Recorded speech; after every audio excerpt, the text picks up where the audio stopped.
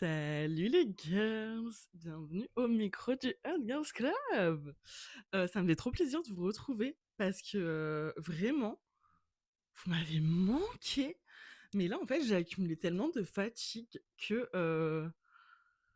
j'avais pas le temps de vous enregistrer de podcast, quoi. Alors que moi, j'adore papoter avec vous, vous le savez. Du coup, bref, je voulais vous parler de deux choses, de deux updates dans ma vie qui se sont passées. Premièrement, je vais vous parler du syndrome de l'imposteur que j'ai en ce moment et que j'ai d'ailleurs souvent eu. Et du coup, je voulais revenir là-dessus. Et deuxio, je voulais vous parler d'une action qui a fait que je me suis un peu libéré l'esprit, même si c'est quelque chose qui n'était pas facile de base. Tout d'abord, commençons par le syndrome de l'imposteur. Si vous ne savez pas ce que c'est, le syndrome de l'imposteur, c'est le fait de ne pas se sentir légitime, de ne pas se sentir de se sentir en trop, de se sentir pas à sa place dans son travail, dans sa vie, dans ses relations, dans un événement, partout, bref.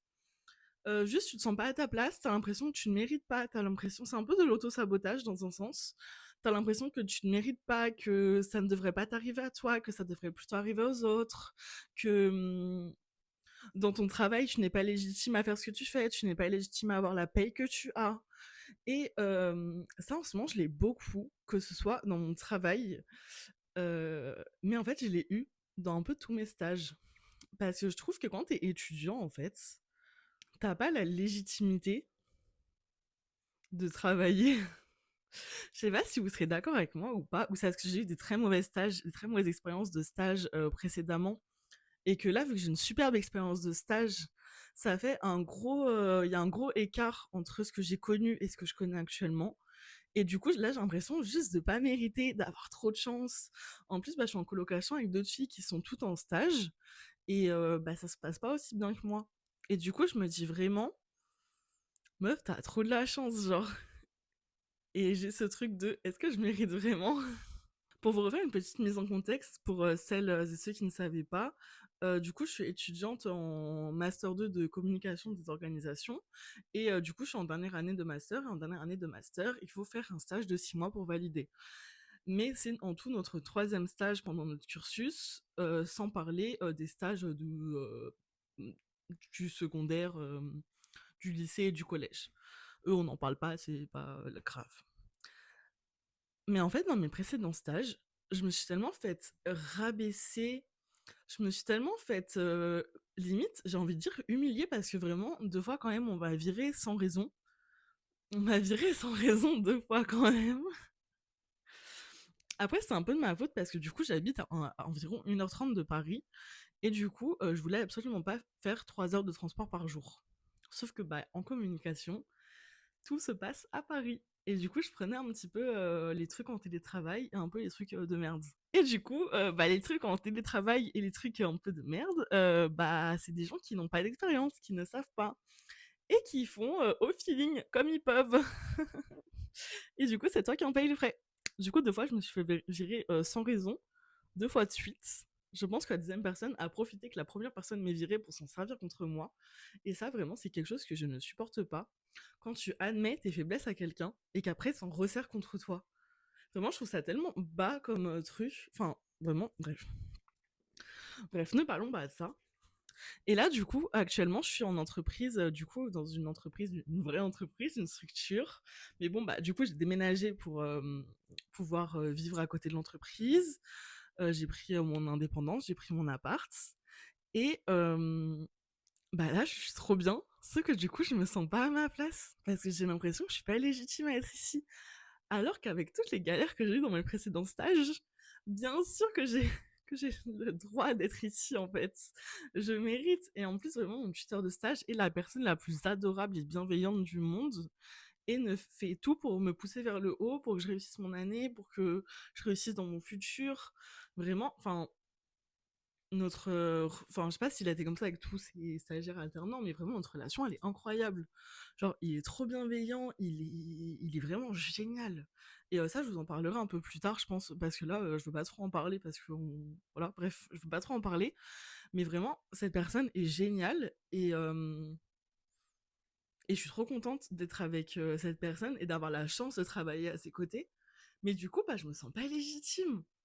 Parce que vu que j'ai un peu eu l'impression d'avoir le droit au truc de second étage, de second plan, de seconde zone, bah, j'ai l'impression que là, je suis avec quelqu'un de super bien, de super intéressant. Et du coup, je ne mérite pas, j'ai l'impression. J'ai l'impression de ne pas être à ma place. En plus, du coup, je suis en communication interne pour dans une grande structure, mais qui a des petites filiales. Et du coup, je suis dans la confidentialité manager. Du coup, je suis dans la confidentialité des adultes. J'ai des réunions d'adultes de la journée. Et du coup, j'ai un peu ce truc de qu'est-ce que je fous là parfois. Après, quand je vois que ce que je fais, ça a vraiment du sens et vraiment ça aide les gens, ça améliore. Enfin, vraiment, le travail que j'ai fait en 2 mois là-bas, ça a vraiment grave aidé des gens, ça a aidé plein de monde, ça a changé plein de dynamiques dans le pôle où je travaille, que ça c'est vraiment super. Et ça donne du sens par contre, mais c'est vrai que bah, les jours où t'as pas forcément de sens, où t'as pas forcément de feedback, où t'es un peu seul, où ça va pas trop et tout, t'es un peu en mode qu'est-ce que je fais là, pourquoi j'ai la chance d'être là, et comment est-ce que je suis arrivée là, comment je mérite d'être là. Parce que pourquoi moi et pas quelqu'un d'autre? Je sais qu'il y en a plein qui galèrent à trouver des stages et des alternances. Pourquoi moi et pas quelqu'un d'autre? Mais en fait, bah juste, je suis bonne dans ce que je fais. Et du coup, ce syndrome de l'imposteur, c'est pas la première fois que je l'ai, et je l'ai aussi souvent quand je suis invitée à des événements ou des soirées où il faut bien s'habiller, dans des trucs un peu chic et tout. Et souvent, je suis en mode, mais qu'est-ce que je fais là? Genre, je n'ai pas ma place ici. Ma place, c'est dans les trucs populaires. Parce que vu que bah, mais j'ai grandi dans ce milieu-là, dans un milieu moyen, euh, j'ai l'impression que je ne mérite pas de mieux. J'aimerais bien avoir votre feedback par rapport à ça. Faut que j'en parle à ma psy. Faut que j'en parle à ma psy aussi. Mais c'est vrai que bah, c'est hyper bizarre. Comment on fait pour se détacher de ce syndrome de l'imposteur? Parce que vraiment, c'est pesant au quotidien. Surtout quand tu te remets constamment en question. En plus, te dire je ne suis pas légitime, c'est encore plus pesant en fait. Surtout quand tu fais du taf bien, que t'es poussé vers le haut, que ça se passe super bien, et que toi t'es en mode auto-sabotage, en mode bah non mais je devrais pas être là, n'importe quoi et tout machin. Je pense qu'il y a aussi l'anxiété qui fait beaucoup ça et la dépression. Et franchement, je suis trop reconnaissante d'être là où je suis, et je suis trop contente d'être là où je suis en fait. Et ça me fait trop plaisir. Mais en même temps, parfois je suis en mode pourquoi moi? Moi? Et du coup, il y a un autre fait sur le syndrome de l'imposteur, c'est que du coup, là, en tant qu'étudiante qui a passé 24 ans de sa vie en études, au statut d'étudiante, là, en septembre, je suis censée être une adulte dans la vie active. Sachant qu'en plus, moi, du coup, je veux créer mon agence de communication. Genre là, je suis censée être mon propre patron dans 3 mois. Et là, d'ailleurs, je vais commencer un peu plus tôt pour commencer parce qu'en fait, c'est un projet qui me tient trop à cœur et puis bah, c'est ma vie, quoi. Et là, je suis censée être mon propre patron. Je suis censée avoir une compta, avoir potentiellement, mon objectif, c'est dans 1 an d'embaucher des gens. Genre, c'est incroyable, mais on en parle du syndrome de l'imposteur là. Sachant que moi, du coup, mes parents, comme je vous ai dit, ont toujours été salariés. Mon père est cadre et ma mère non. Mais on n'est pas du tout auto-entrepreneur dans la famille, on n'est pas du tout dans ça. Au contraire, moi j'ai toujours eu mes parents qui avaient toujours plein d'idées, de trucs, de concepts à faire et tout, mais qui se sont jamais lancés par peur.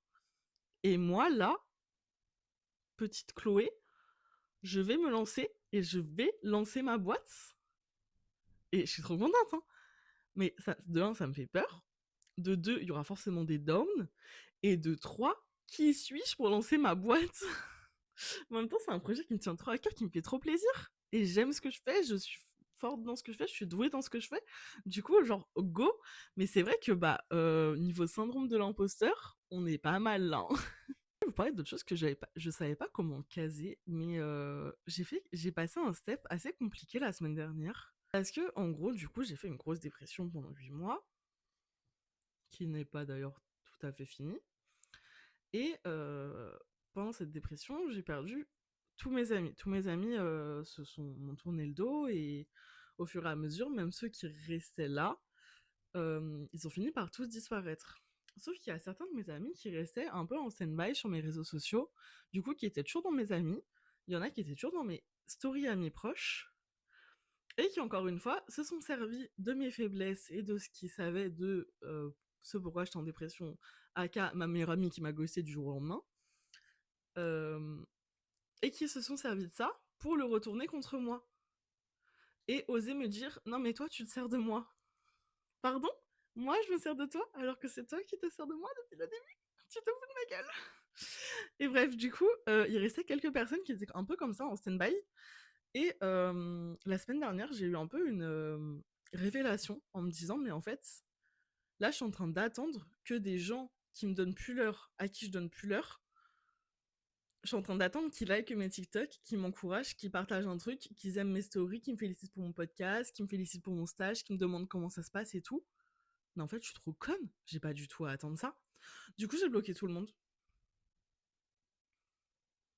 Voilà. Moi, je trouve qu'on rappelle pas assez que bloquer, c'est gratuit et que toutes les personnes qui vous font du mal de près ou de loin, bloquez.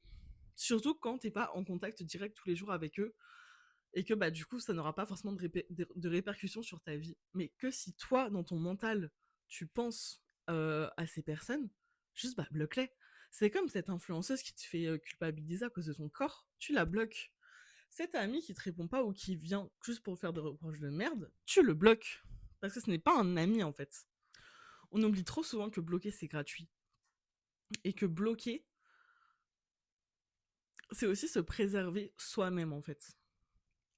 Je pense que je vais m'arrêter là pour cet épisode. J'essaie de faire des épisodes assez courts comme ça. Dites-moi ce que vous en pensez. J'ai hâte d'avoir vos retours parce que vraiment, le syndrome de l'imposteur, ça fait très longtemps que je l'ai.